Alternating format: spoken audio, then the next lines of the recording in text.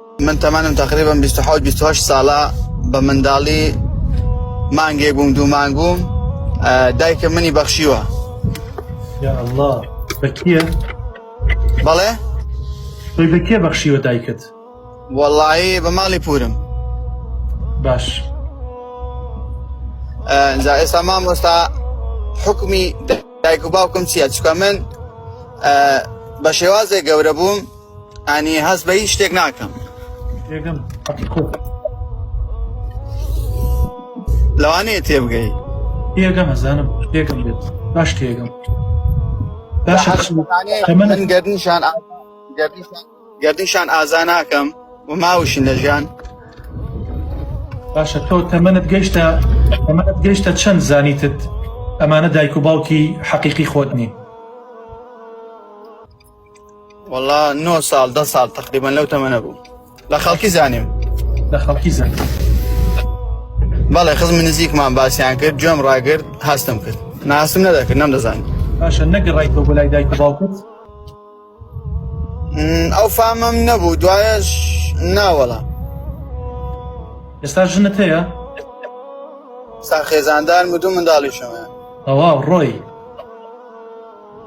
بەس حەز دەکەم مامۆستا بزانم یعنی حکمی وان چییە؟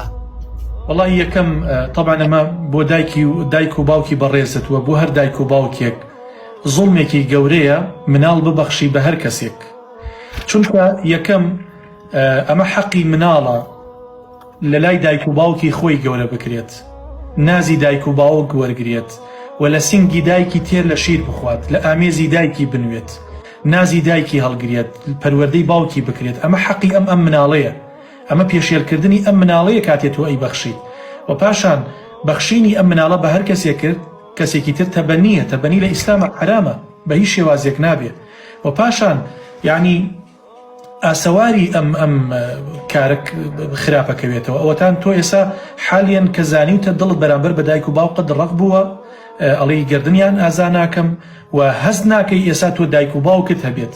بۆیە مانەوەش لە ماڵێک وەکو ماڵی پورت بۆنە کشەکانیان بۆ تۆ نامەحرەمن، کەواتە مانەوە لەگەڵیان، نان خواردن لەگەڵیان هەمووی بەرکەوتەی حرام ئەبێت، تووشی حرام ئەبیت. بۆیە ئەم کارە کارێکی ناشەرعیە، بەڵام هەرچیت کردووە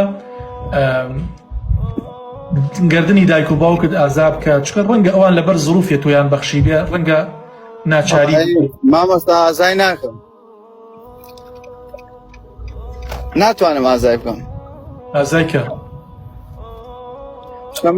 من ئێستا لە حاڵێکدا دەژێم، هیچ ئەوەیەک نیە، ینی خێزانم بۆ هەموو شتێک بۆ من.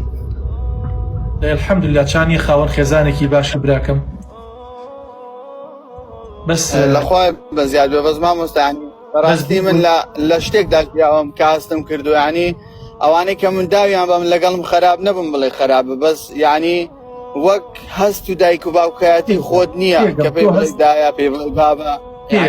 یعنی تۆ نەقسێکت هەیە لە ژیانە هەز ناکەی دایکت هەبێ باوکت هەبێ، بەڵام شتێ بکە لەبەر خوای گەورە، پاشان بیر لە قسەی ئەم برایەت بکەرەوە، گردنی دایک و باوکت ئازا بکە پێشەوەی بمرن، کە بمرن من ئەزانم خۆت گردنیان ئازاکەیت.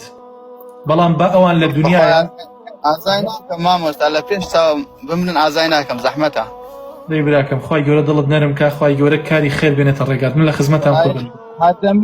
دەمیز مامۆستا لە ڕێگەیەکەوە ئەوە قسە لەگەڵ بکەم بزانم حەزم دەکرد، ینی عقوبەی وان چ بێ، ینی دەبێت عقوبەیان چ بێ. ئێستا من دوو منداڵم هەیە، منداڵێکیان ببەخشم، ینی ئەوە عقوبەکەیان لای خوایە، من ناتوانم دیاریکەم، بەڵام زوڵمە ستەمە هەر دایک و باوکێ بیکات باجەکەی قورسە، تر ئەوەش لای خوایە بەڕاستی.